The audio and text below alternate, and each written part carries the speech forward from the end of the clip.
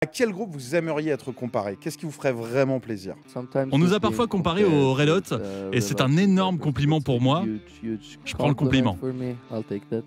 Mais c'est aussi très cool de ne pas rentrer dans une case, on a notre propre style, on ne ressemble pas qu'à un seul groupe, on s'inspire de plein de groupes différents et on essaye ensuite de l'approprier, de se l'approprier, d'en faire quelque chose d'unique. Et ça se passe plutôt bien, j'ai l'impression, car on ne nous dit pas « Oh, vous faites exactement la même chose que ce groupe ». Est-ce que pour la prochaine fois que je vous reçois en interview, il y a des artistes à qui il ne faut surtout pas vous comparer, que vous détestez ou avec qui vous êtes embrouillé? Il y en a beaucoup, mais on ne peut rien dire. Maneskin, on ne peut pas citer de nom, mais il y en a beaucoup évidemment. Je vais plutôt vous poser une question. Est-ce qu'il y a un artiste ou un groupe avec qui vous rêveriez de collaborer? Si on devait passer un message, nous, Europe 2, on est la radio des artistes. Ça peut être international, ça peut être français, italien, anglais. Avec qui vous aimeriez vraiment collaborer? Je dirais Arctic Monkeys. Ah, je l'adore, j'adore sa musique. Je dirais Doja Cat. Est-ce qu'à l'inverse, il y a un artiste qui vous a contacté ou un groupe et c'est vous qui avez refusé pour des raisons musicales ou ça s'est pas fait mais qui aurait pu avoir lieu? Ah, on ne dira pas non plus. Est-ce qu'il y a un artiste que vous appelez, vous avez dit on n'a pas le temps, on a tout ça? Non. Qu'est-ce qu'on aurait pu voir comme projet? C'est l'excuse qu'on utilise quand on ne veut pas.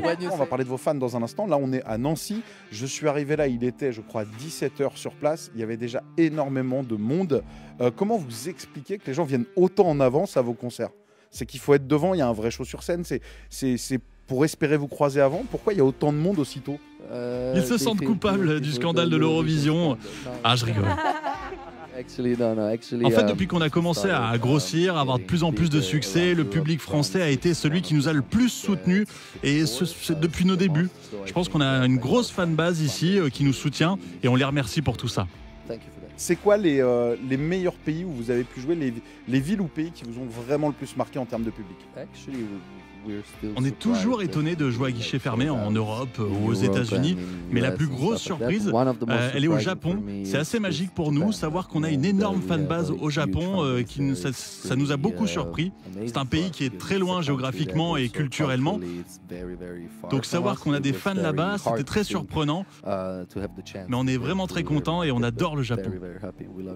Il y en a un que vous rêvez de faire que vous n'avez pas encore fait? Oui, je pense que ce serait cool d'aller en Chine, en Corée. On n'y est jamais allé. Là, on va aller en Australie, en Irlande pour la première fois. Enfin bref, plein de nouveaux endroits. Là, on n'a jamais joué au Portugal et pourtant c'est très près. Ah bah, il reste encore des dates. Justement, on ira vous voir absolument partout. Ça fait en quelques années, vous devenez des stars internationales. À titre perso, individuellement, il n'y a pas un moment où on peut être les plombs quand même? Oui, il y a des moments où ça peut être un peu stressant quand tu es loin de chez toi pendant des mois, que tu as de la pression, beaucoup de travail et tout. Tu peux craquer un petit peu, mais bon, on s'en sort quand même plutôt bien.